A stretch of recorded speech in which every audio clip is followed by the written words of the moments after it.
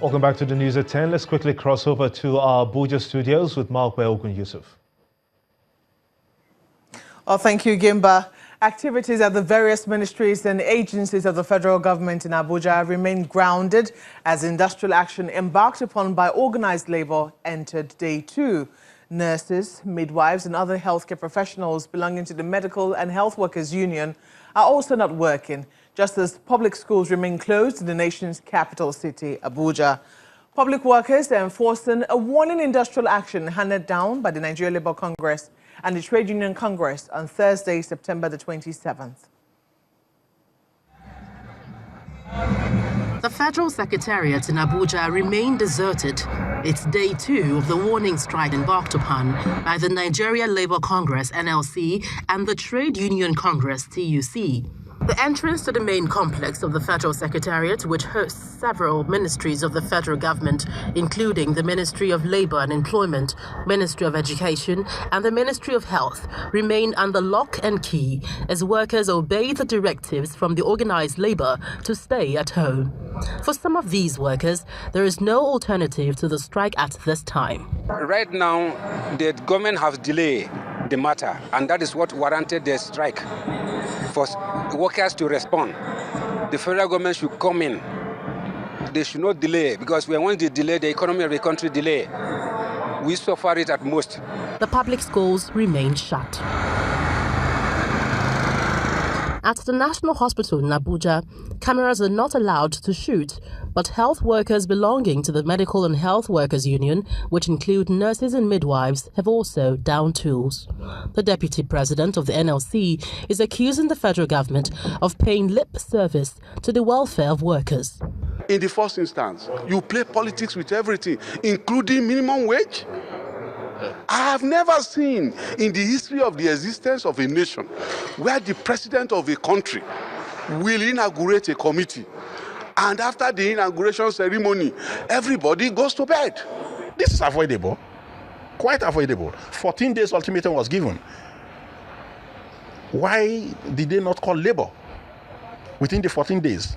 Then you wait until the last minute.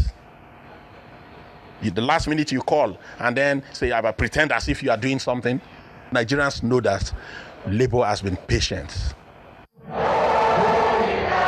Labor unions have declared a warning strike action, which came into effect on Thursday, September the 27th, 2018, to mount pressure on the government to reconvene a meeting of the new Minimum Wage Committee and finalize its decisions on a new wage structure for civil servants.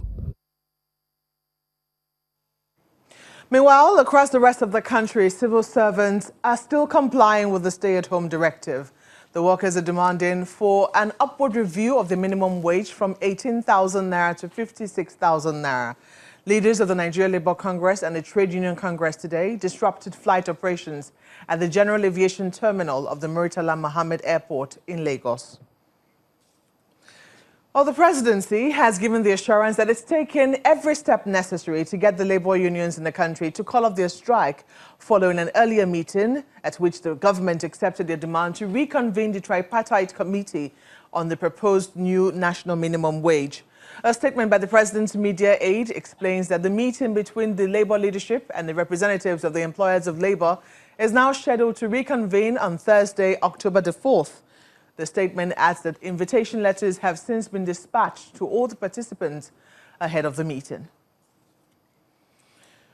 And away from labor matters, President Muhammadu Buhari has commiserated with the Nigeria Air Force over an air accident involving 2 fighter jets today in Abuja. He also paid tribute to the gallantry of squadron leader M. Bello Baba-Ari, the officer who died in the accident. President Buhari's condolences were conveyed by the Chief of Air Staff, Air Marshal Abubakar Sadiq, at the burial of the officer in Abuja.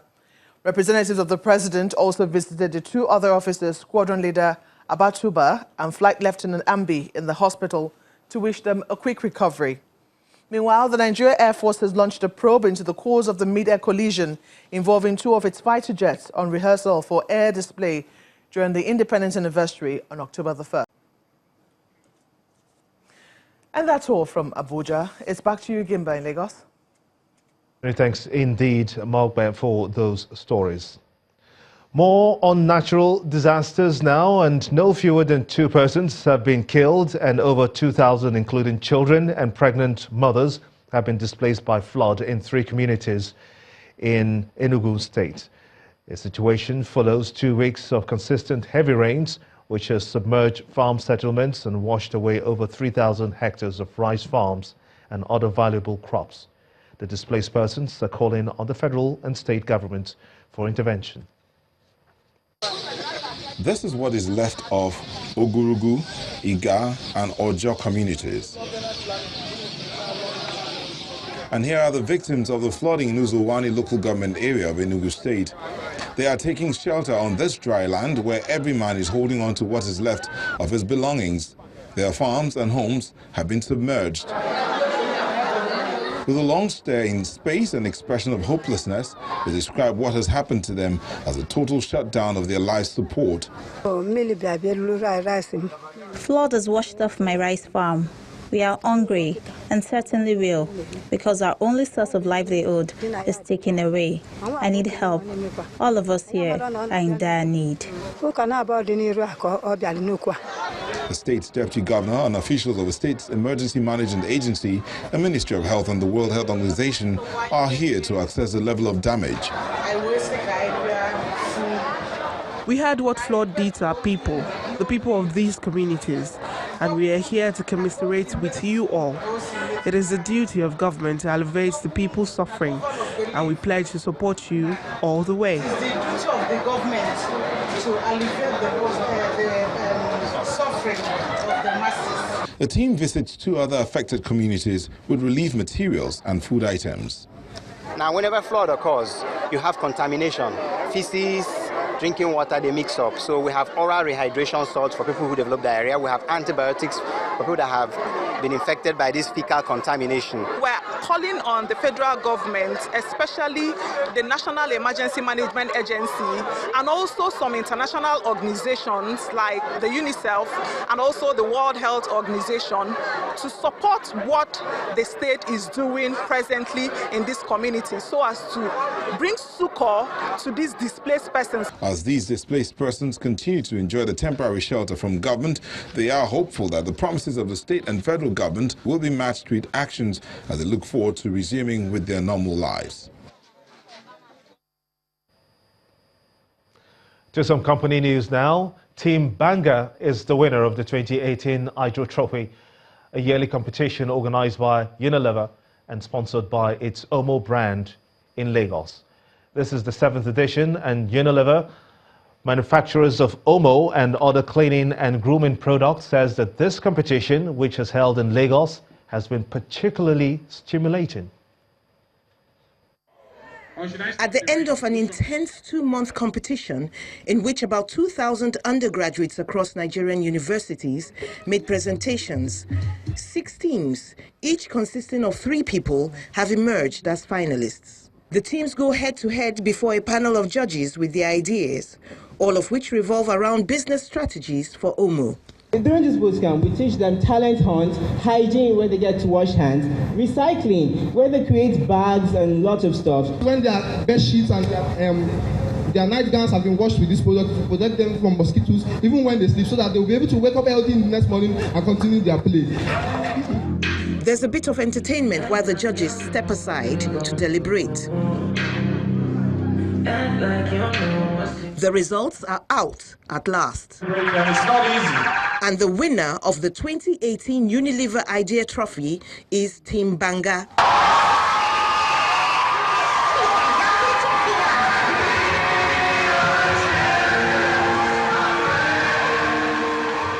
The members are rewarded with laptops, printers, plaques, and a trophy. I think our selling point was the mosquito guide, the mosquito guide detergent. Because actually, at first, when we got this idea, people said it's funny, like, how is it possible? Think of something else, don't touch their product. And this exactly is what we are trying to get out of the community. So it's a platform which has showcased creativity, has showcased resilience, and has showcased patient understanding. And I'm glad to see it. At the end of the day, we want to be able to build future leaders that will be successful successful in the corporate and not even, not necessarily only in the corporate world. According to the organizers, Team Banga will represent Nigeria in a Pan-African competition in South Africa. The winner of that challenge goes on a global stage in London. We're moving on to business news on the news at 10 with Kayode Okikiolu.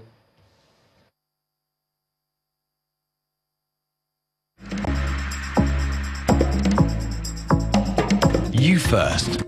First Bank.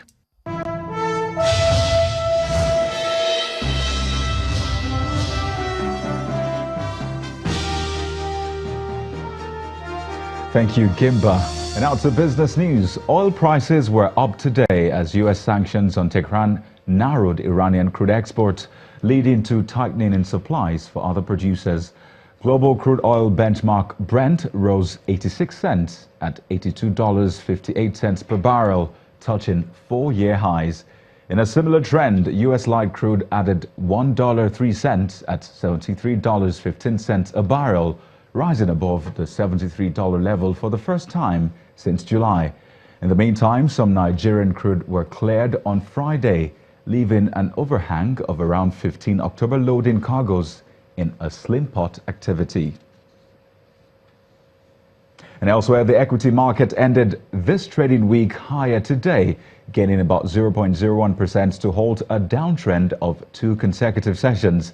Tosin Additional tells us how the market arrived at this number.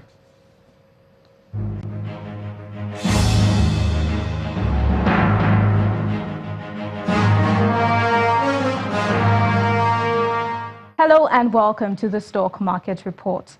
The benchmark index of the Nigerian Stock Exchange closed the last trading session for the week with marginal gains of 0.01%, and in September in preparation for Nigeria's Independence holiday.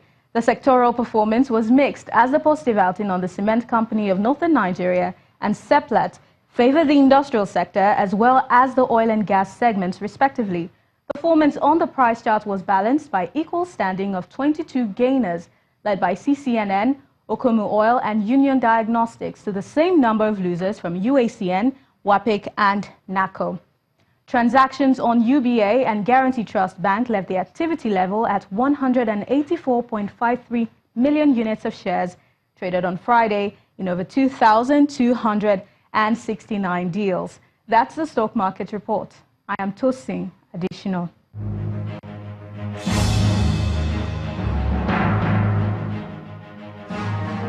Thank you, Tosi. The global markets we track traded sideways today as Asian and European stocks ended in opposite directions. Now here are some of the numbers.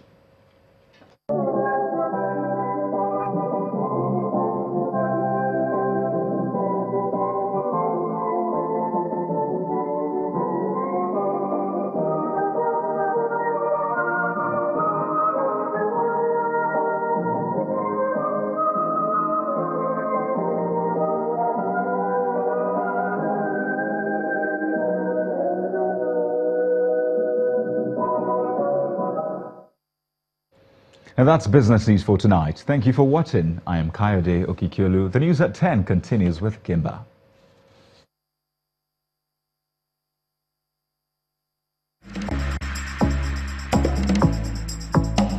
You First. First Bank. Thank you, Kayode. Still ahead on the news at 10.